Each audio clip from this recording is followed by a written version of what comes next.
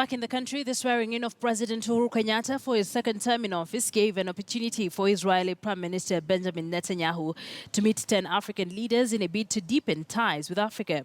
As our senior political reporter Chris Thairu reports, Netanyahu was the only senior politician from outside Africa to attend the luncheon after the swearing-in ceremony yesterday. Benjamin, welcome back. It was the third visit to Africa and the second visit to Kenya within a year and a half for the Prime Minister of Israel, Benjamin Netanyahu. And although it still remains unclear why he did not attend the swearing-in of President Uhuru Kenyatta, coming president.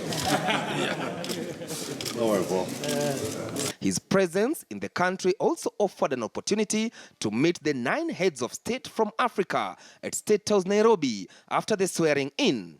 With an intention of deepening ties with Africa, the heads of state also deliberated on possibilities of opening a new Israeli embassy in an African country. Diplomatic missions from 4 African countries have so far been opened in Israel in the past 2 years. The Prime Minister, who spent less than 12 hours in the country, later left the country after brief talks with his representatives in Kenya. Meanwhile, the diplomatic standoff between Kenya and the neighboring country Tanzania widened after Tanzanian President John Pombe Magufuli skipped the swearing-in ceremony and sent his vice president. The differences between Kenya and Tanzania intensified after President Uhuru Kenyatta supported opposition leader Edward Lowassa in 2015, only for Magufuli to take over from Jakaya Kikwete. Since then, the relationship between the two leaders has not been too rosy. Only last month, the Tanzanian authorities burnt to death 6,400 chickens from Kenya on suspicion they could spread bird flu, and later banned the grazing of cattle by Kenyan herders, maintaining that Tanzania is not a grazing field. The move saw the auctioning of 1,300 heads of cattle belonging to Kenyan herders. However, in his speech, President Kenyatta outlined several ways that East African countries can strengthen their ties. The freer we are to travel and live with one another, the more integrated and appreciative of our diversity we become.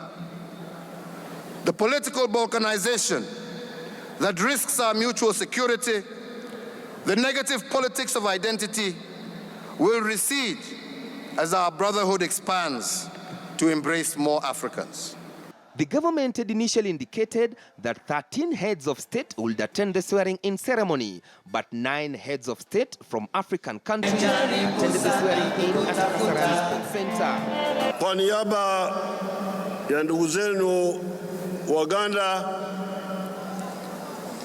nimekuja hapa kutoa hongera kwenu. Hongera uchaguzi.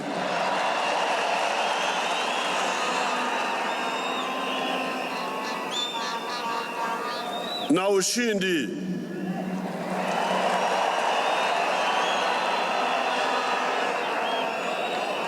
Na kuhifadhi amani.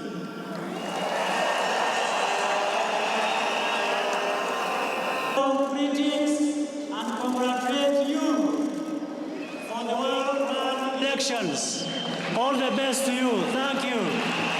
Even as the dust settles and the president and his deputy gets back to work, one of their main challenges will be to reconcile Kenyans who have been left divided due to the politics that have just ended.